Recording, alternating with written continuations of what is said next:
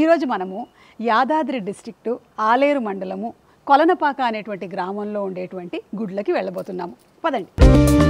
హైదరాబాద్ నుంచి 80 కిలోమీటర్ల దూరంలో కొలనపాక అనే ఊరిలో శ్వేతాంబర ఆలయము, సోమేశ్వర ఆలయము, వీరనారాయణ స్వామి ఆలయము ఇంకా ఆలయాలు ఉన్నాయి. ఇది శ్వేతాంబర జైన మందిరం. ఇక్కడ ఆదినాథ భగవాను మాణిక్యదేవుడుగా కొలువు తీరాడు. మాణిక్యదేవుడి విగ్రహమే కాకుండా 8 మంది తీర్థంకరుల విగ్రహాలు కూడా ఇక్కడ కొలువై ఉన్నాయి. రెడ్ స్టోన్ మరియు మార్బుల్ తో తయారు చేశారట ఈ గుడిని. 1400 సంవత్సరాలు పైబడినటువంటి జైన మందిరానికి వచ్చాము. ఎంత అందంగా ఉందో, చాలా పెద్ద గుడి. ఈ మధ్యకాలంలోనే రెనోవేషన్ అయ్యింది. 1400 ఇయర్స్ బ్యాక్ అంట కట్టారు దీన్ని. పదండి చూద్దాం. గుడి మోడల్. చరిత్ర ప్రకారం రావణాసురుడి భార్య మండోదరి ఈ విగ్రహాన్ని పూజించేవారట. ఊర్లో ఒకప్పుడు టైం తెలుసుకోవడానికి ఉత్తమమైన మార్గం ఈ గంట అంట.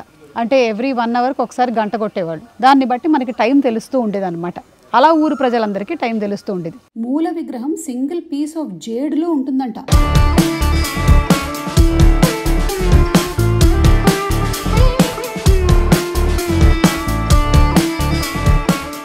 మనకి కొలనపాకలో ఉండేటువంటి జైన మందిరం అనేది మనకి భారతదేశంలో ఉండేటువంటి జైన మందిరాలలోనే చాలా ప్రాచీనమైనది. ఈ గుడి కట్టి 1400 సంవత్సరాలు అవుతుంది. ఈ గుడికి వచ్చి ఎవరైనా సరే దర్శనం చేసుకోవచ్చు. అయితే సేవా కార్యక్రమాల్లో మీరు పాల్పంచుకోవాలి అంటే మాత్రం మీరు సేవా కార్యక్రమం చేసేటువంటి 4 రోజుల ముందు నుంచి జైన నియమ నిబద్ధతల ప్రకారంగానే మీ ఆహారాన్ని తీసుకోవాలి.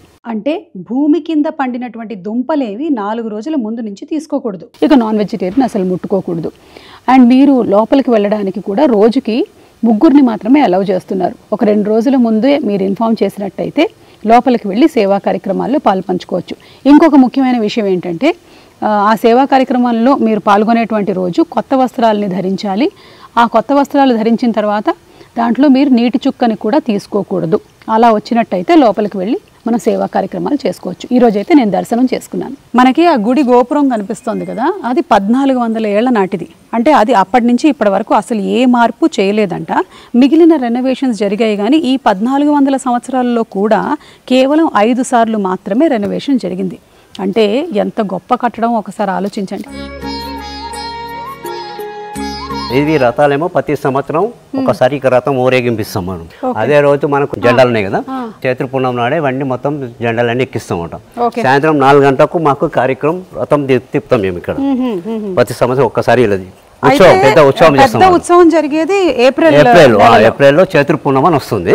అదే రోజు ఇక్కడ కార్యక్రమం ఉంటుంది, పెద్ద కార్యక్రమం.